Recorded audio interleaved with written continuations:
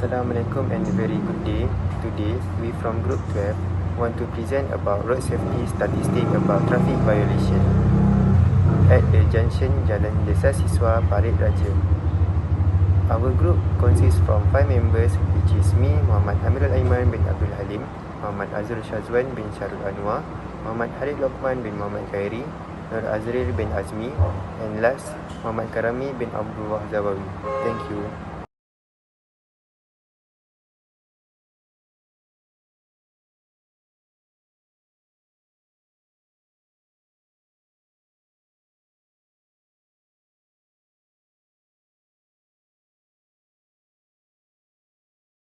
So, as we all know, road safety is a very important thing for us to be taken care of. So, as we all know, the importance of road safety is in order to protect life and prevent accident. So, traffic violation play a significant role in compromising road safety, making it crucial to analyze and understand their occurrence.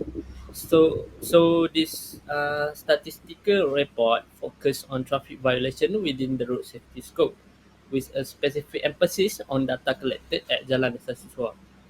By examining key statistics and trends obtained from this specific location, we can give valuable insight into the magnitude of violation, contribution factor, and potential intervention to enhance road safety in the area. Methodology. For our group project, we will conduct by observation road safety issues traffic violation by using system detection. The data was collected at the junction Jalan Desa Siswa Parit Raja. This survey data to compare the numbers of motorcycle and car about traffic violation for 1 day.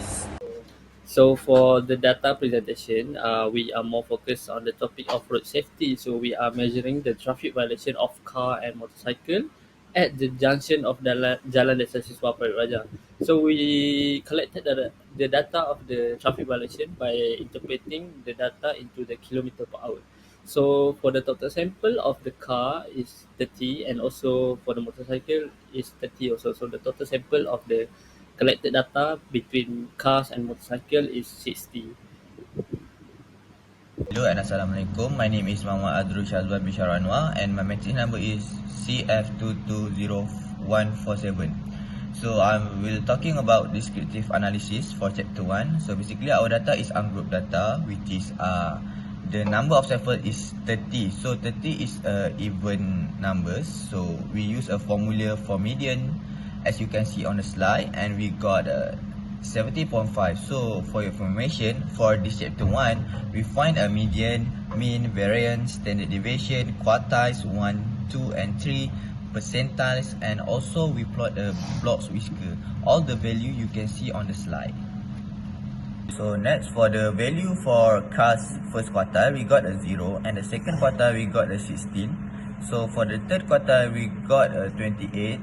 But for the percentile, we choose a 3 type of percentile, which is 25%, 50% and 75%. So 3 of them got a different value.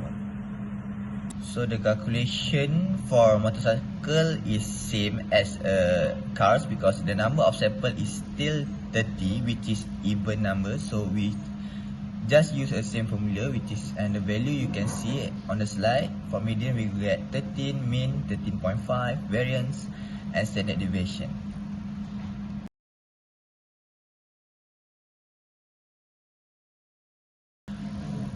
So from the data that we collect, then we plot a box and whisker plot for a cars and motorcycle. So before we plot a whisker plot, we must know the value for Q1, Q2, Q3, upper boundary and lower boundary. So after plot box whisker, we can see that our data is lies between cars and motorcycles, so there are no outlier for both of data. And the value of upper boundary that we get for cars is 70, and for motorcycle is 43.5, and lower boundary is negative 42, and for the motorcycle is negative 16.5. So our maximum value for car is, you can see on the slide, is 43, and for the motorcycle is 30. So there are no outliers. So from the data also, we make a steam and lift diagram. So as you can see on the slide, so we make a steam lift diagram, and we can observe that for the cars, there are negative skew because the number of data on the left side is more than on the right side, and for the car is negative skew but not symmetrically. However, for motorcycle, we can see that our steam lift diagram is also negative skew because our data is more on the left side between on the right side, but for the motorcycle, our data is negative skew and symmetrically because you can see the type of data is like wave symmetry. Thank you. Thank you, my friend Azrul, for your presentation just now. Now it's my turn. My name is Muhammad Khalil Luqman bin Muhammad Khairi, and I will be present about chapter 5, which is hypothesis testing or significant testing. As you all can see at the slide, the table shows us the difference of vehicles, sample means, standard deviation, and sample size. For this chapter, we are focused to sample mean, which is we claim that mean car is bigger than mean motorcycle. So in this presentation, I will be explain how we solve this calculation. Okay, for this slide, for step 1, we claim that mean car is bigger than mean motorcycle.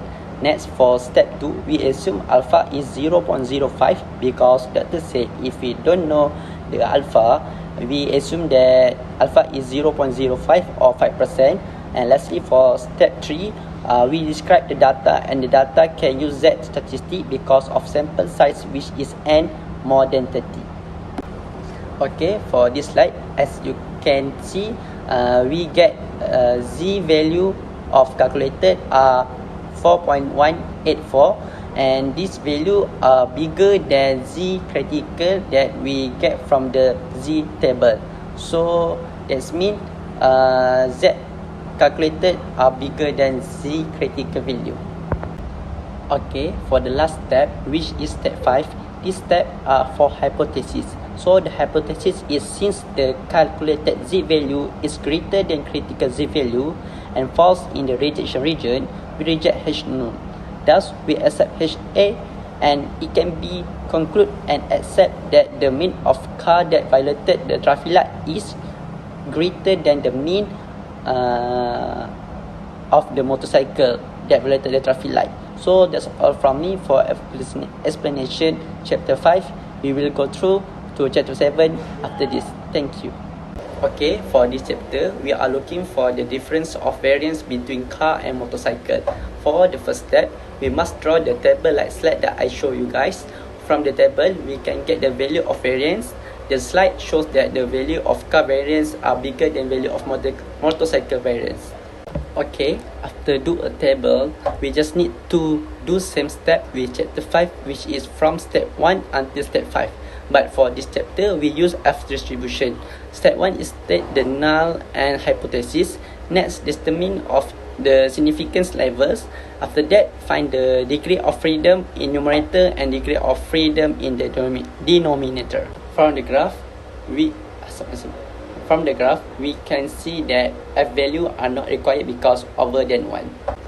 Okay, lastly, for the last slide is since the calculated F is greater than the critical F and fall in the rejection region, we accept HA, which states that there is a difference in the variation of the driving times for both cars and motorcycles. So that's all from me. Thank you. Observation SIM, factor to traffic light violent at Jalan Desa Siswa is driver behavior. Driver behavior that's run the red light simply in hurry and don't want to wait for the light is changed. Other may be distracted by their phone or other passenger. The most common vehicle that traffic light violent is motorcycle. Traffic light violent is a common problem that can lead to the serious accidents. Reckless driver who don't care about the rules of the road, they put themselves and others at risk. Next, conclusion. In the conclusion, Whatever the reason, running red light is dangerous behavior. When the driver runs the red light, they most likely to collide with other vehicle, a pedestrian or cyclist. This accident can result in serious injuries and death. In order to reduce the number of traffic light violence, there is several things that can be done. One is to increase enforcement of traffic law. This can be done by increasing the number of police officers on the street by using automatic traffic enforcement system such as red light camera.